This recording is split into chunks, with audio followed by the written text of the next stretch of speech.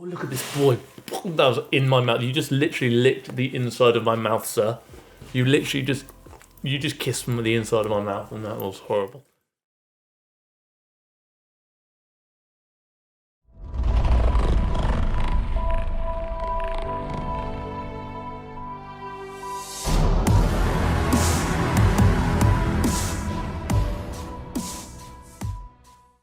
Another week, another video, and this time instead of talking about people of value in the industry and influence, we're talking about me instead. Sick. Over the last couple of videos I mentioned that I was going to do a Q&A in the future, and today is the day we do the Q&A.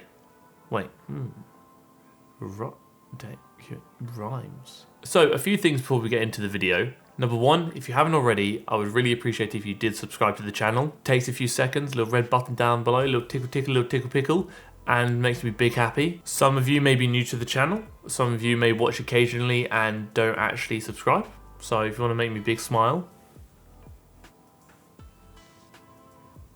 then I would appreciate if you did so. It means you've got to look forward to the legging haul that's coming in the probably near future once I actually nail which TikTok leggings I want to buy. And number two, 100 likes on the video makes me know that you actually like the videos and want me to make more videos like this. If we don't hit 100 likes, I'll probably cry. And if we do hit 100 likes, not only will I make more videos like this, I'll also commit to wearing a new hat every video for the next many videos, because someone suggested I should do that, so I'm kind of doing that now. Oh, and that's the other thing I nearly forgot. Comment question of the week. So, same thing, in the comment section below, quickly drop a question you want me to answer, and I'll answer a question at the end of every video every week. Sick, we'd really appreciate if you did that. Thanks very much, thanks. So, I have questions in front of me, we're gonna spit them out. I haven't really read through all of them, so I've just got question. Harold, Lord of Tyrfenel, I ask thee, upon the reopening of gyms, what direction is your training going to be going? So lockdown's kind of highlighted a few things to me. That one, I've started doing bench press and like the primary compound lifts, like the SBD lifts, minus the D. A lot more, and I kind of want to see how far I can push, maybe push the S and the D, the S and the D, the S and the B. Basically, I want to see if I can ramp my squat and bench up quite high because big things. As a whole, my primary focus after lockdown is going to be bodybuilding. Lockdown's really highlighted how thankful I am to have the gym, and I feel like I've almost taken it for granted recently. Because, well, I say recently, for years, probably gonna hone it in a bit more and actually start hammering things and try and nail my consistency, because that's the one thing that probably lets me down is consistency regarding eating and food, because I have to eat a lot. I have a massive appetite, so I'm a bit like meh. But on top of that, I do want to bench 200 kilos, and I wouldn't say no to squatting 300 kilos at some point in the future. What is the name of your dog? Well, technically I've got two dogs here. Lara, which is big fluffy dog, formerly known as Conehead, and Truffle, which is a little puppy boy. The one that made an appearance in the last video, the licky the face and the smelly in the boots, $47 booty workout. I've recently started working out again and have noticed that when I'm doing squats and deadlifts, my lower back muscles are a severely limiting factor and have apparently been weakened more than the rest of my musculature during my inactive time. Do you think that conditioning them every 1 to 2 days with light weights, via flexion rows for example, in addition to the other training which they are a part of, is a good idea? Or should a relatively high volume of training with regular weights be enough? I lean more towards little and often. So frequency high, volume or daily volume low. Doesn't need to be massively heavy, it's just about getting the reps in and the volume in and getting your body used to handling load frequently, essentially. And then once you kind of rebuild that base, then you can start bumping up the volume and almost transitioning back to how you would have trained beforehand. There's no doubt you'll get back to where you were a few months ago far quicker than expected. Just see this next 2 or 3 months as a rebuilding phase. Increase volume as the weeks go on, increase load as the weeks go on, and then you can maybe consider decreasing frequency once the volume is getting to the point in which you can't justify doing that much volume 3 times a week, for example. Currently, I'm at my heaviest I've ever been, 65 kg at 5'3", and I'm in the process of dieting and working out to lose weight. However, during my time as a competitive swimmer, the lowest weight I've ever been, 51 kg, I still had a stomach despite swimming for 1 to 2 hours, 6 days a week. What would I have to do this time around to be able to actually develop abs? Also, at the time I ate mostly takeaways. So essentially ab visibility is going to come from 2 things. Number 1, body fat percentage, and number 2, muscle under the body fat. 1, are you lean enough to actually be able to see visible abs? And number 2, do you have enough muscle there so when you do get lean enough to see visible abs, you can actually see them? The abs need to be trained like any other muscle group, and that's a massive misconception. Everyone just assumes they're going to have a six pack or really lean stomach. Not always the case. Train your abs how you would train your back, for example. Granted, intensity might differ and volume probably going to differ too. Training them with sufficient volume through enough sets, reps and exercises, and train them with enough weight. Utilize resistance-based movements to actually develop the muscles, being the abdominal region. Continue dieting, stay in that deficit, get leaner and leaner if that's what you wish, in addition to train the abs as you would train any other muscle group. Question from America: what does brass mean? I do have brass under here, but you can't. That says brass, that doesn't say ass, I promise. Brass essentially means bad. This was years ago, before TFNL was even like a fetus in our minds. I just had a really bad takeaway. You say, oh, that takeaway was brass. If it's really, really bad, I mean like top tier bad. I mean, probably the worst it could possibly be. You might say, well, that takeaway was brazzers. Not to be confused with the popular website.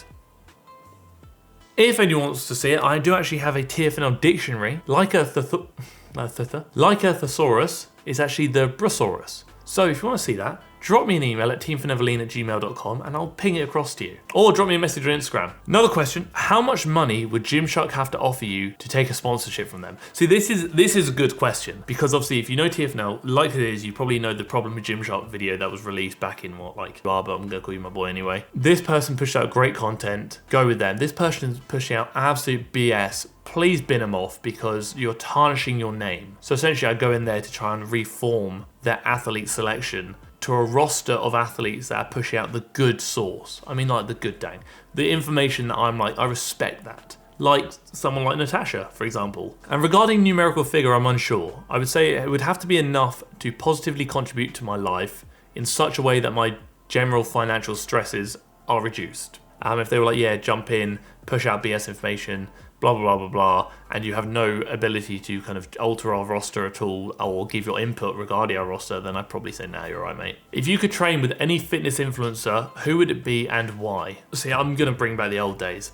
This is not because I love their content, because there are many influencers out there I do really appreciate their content, like Jeff Nippard, for example. But if I could train with anyone who's not really a fitness influencer anymore, but used to be, GraceFitUk. So TFNL's first ever like rivalry with an influencer in the industry was GraceFit. And we never got to the point where we could sit down and actually have a conversation with her.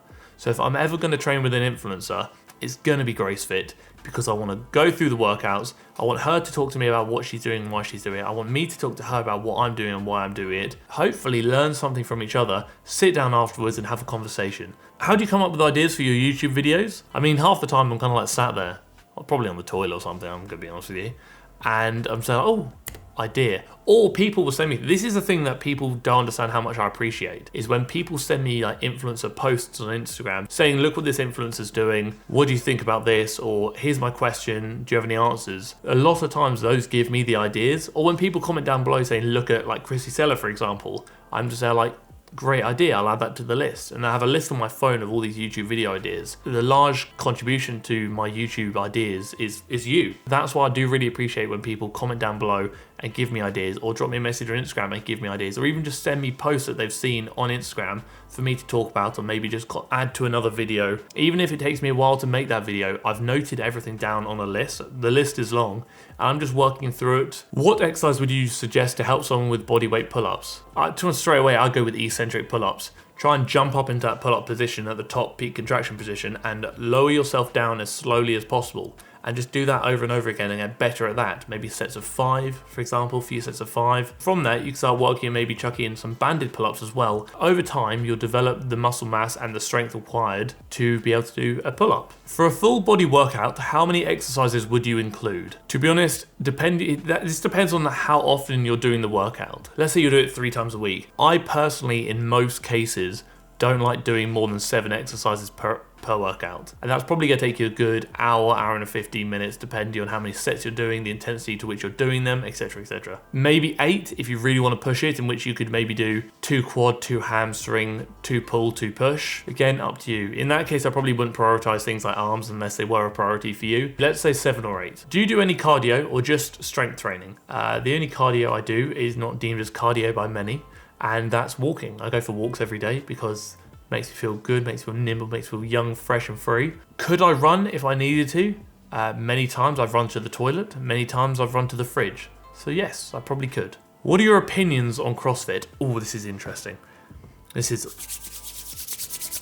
Spice. The concept of CrossFit is great, being functional training, fantastic, especially for athletes like rugby players, whatnot. Big carryover there, respect it. But the concept isn't particularly new, it's just very complicated circuit training, and by complicated I mean complicated exercises. For a lot of people like the average gym goer, I don't think it's always a great thing, in the sense that when you're telling average Joe or Barbara to do as many snatches or clean and jerks as they can in a minute, those are very complex movements that require a lot of thought, a lot of time, and a lot of effort to execute well, because the risk of injury is also quite high. There's a reason why Olympic weightlifters don't do those movements for time. If it gets you active and helps you achieve your goals and makes you happy, it positively impacts and benefits your life, enhances your life, I'm all for it. How to know what to pursue in life? That's quite a deep question. I think ultimately, do more of what makes you happy, less of what you feel like you have to do. Do you, and if you're happy, those around you should be happy for you. Things I wish I knew when I was younger. When I was younger, I wish I knew that whatever problem was presented to me... Oh, there's a puppy. Hello, my boy. You come back for another video. Come on. Oh, you've been asleep. Oh, you're bigger every week. Oh, look at this boy. That was in my mouth. You just literally licked the inside of my mouth, sir. You literally just... You just kissed me with the inside of my mouth, and that was horrible. Oh, you are so beautiful. You know how beautiful you are. Do you say hi to hello to people? It says, what's over here? Oh, that's my eyeball. Okay, we're climbing. Oh, you're a beautiful boy, aren't you? Okay, you're eating the hat. Love you. Come on, let's go down. Come on, sir. Oh, good boy. Got a wet face now. I think I wish I knew that whatever problem I faced in life was probably nowhere near as big as I thought it was, and that there is probably a very viable solution just around the corner. And we'll finish with this, comment question of the week. Even though it's a Q&A, we're going to include a comment question of the week because it's a new video, a new week, therefore a new comment question of the week. Drop one down below if you have a question you want me to answer in the next video. Thoughts on the Go Mad diet for those with a dairy allergy? Worth it. Essentially, the Go Mad diet is a gallon of milk a day. Not worth it. If you have a dairy allergy, I don't think you should force your body to consume what it is allergic to. There are many dairy-free food and drink alternatives that you can implement into your diet. You don't have to consume dairy as part of your diet. So I would say not worth it. Accept the fact you have an allergy, and accept the fact that eating ice cream at 2 AM is probably going to give you a flappy bumhole lost in.